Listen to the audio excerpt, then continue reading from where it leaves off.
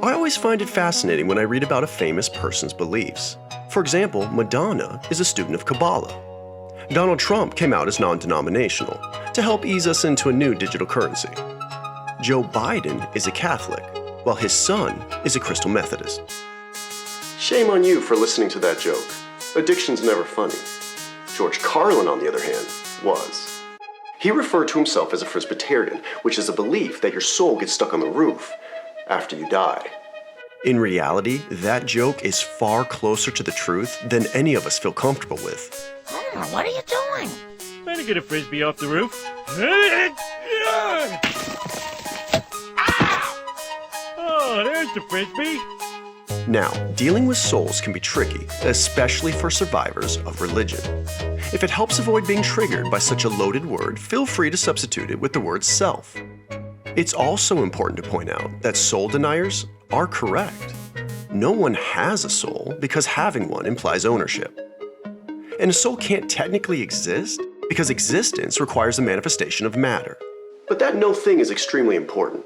Like us, a donut is only something because of nothing. But semantics aside, it's strange how many people I meet that confidently deny the existence of the soul while at the same time enjoying books and movies. Why? Because every story on Earth is about a human having a soul. And not just one, but two, and sometimes even three. Plato called this the tripartite soul and compared it to a chariot pulled by two horses. This trinity is found everywhere, from the trivium in classical education to IPO models in software engineering.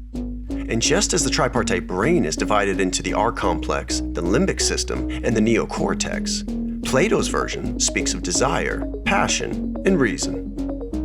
The dark horse is mortal and deformed because it represents lower consciousness, or desires that can connect us to the material world. You can think of it as a growling belly. The white horse is immortal and represents passion and emotion. This is the heart.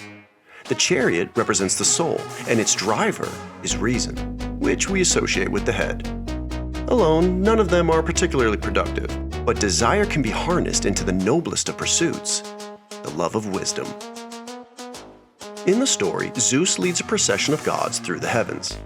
The charioteer tries to follow, doing his best to balance the horses as he ascends to the sky and behold the truth of the gods. We're immediately reminded of Heracles struggling to complete his trials and join the gods on Mount Olympus. But waiting at the end of this journey are the forms of beauty, wisdom, and goodness. These serve as a type of nourishment for the horses, keeping them in flight. But the mortal horse is drawn ever downward, and if the rider can't keep them in sync, the chariot drops.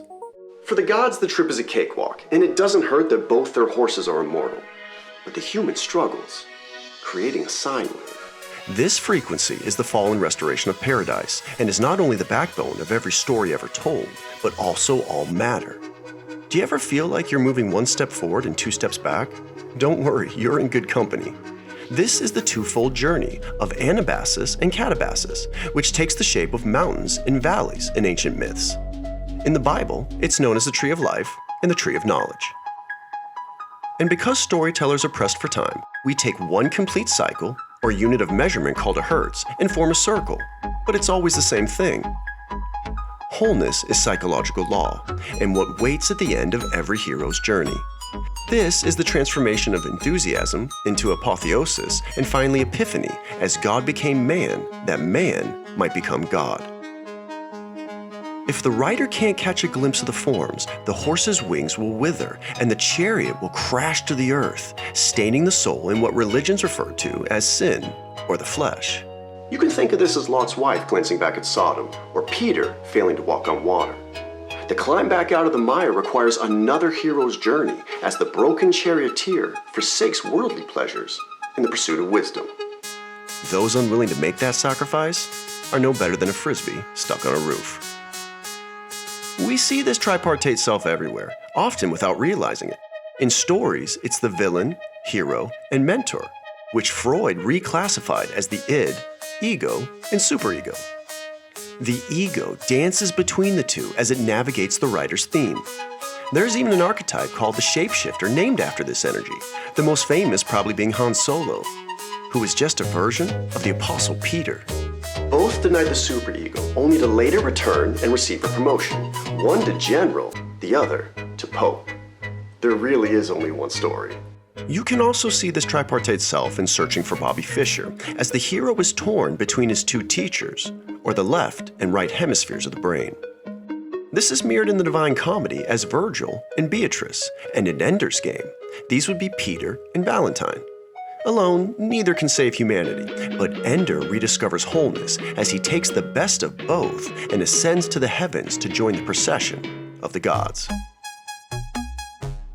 Belief in the soul was pretty standard for most philosophers and was a prerequisite for admission to any of the mystery schools. Plotinus believed that souls had a higher and lower part. These are the waters above and waters below found in the Bible. The ancient Hebrews called them the nephesh and neshama, and the Greeks knew them as psyche and thymos.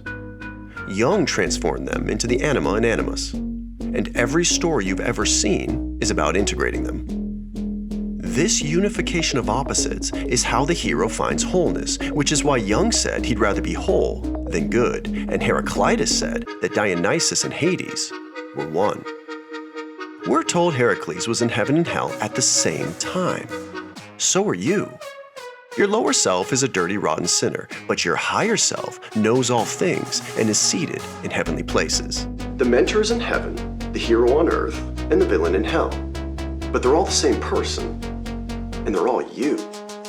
Neurologists have proven that each of us is both a believer and an atheist at the same time. The left brain is rooted in separation, the right, the mystery of union. The camp you fall into right now has nothing to do with you and everything to do with your programming. Which side are you stuck on? Getting out will require a hero's journey. You see, the hero's journey is just a blueprint for how to change your mind. And there's conflict in the story because it's really hard. There's only one story. There's only one person in that story.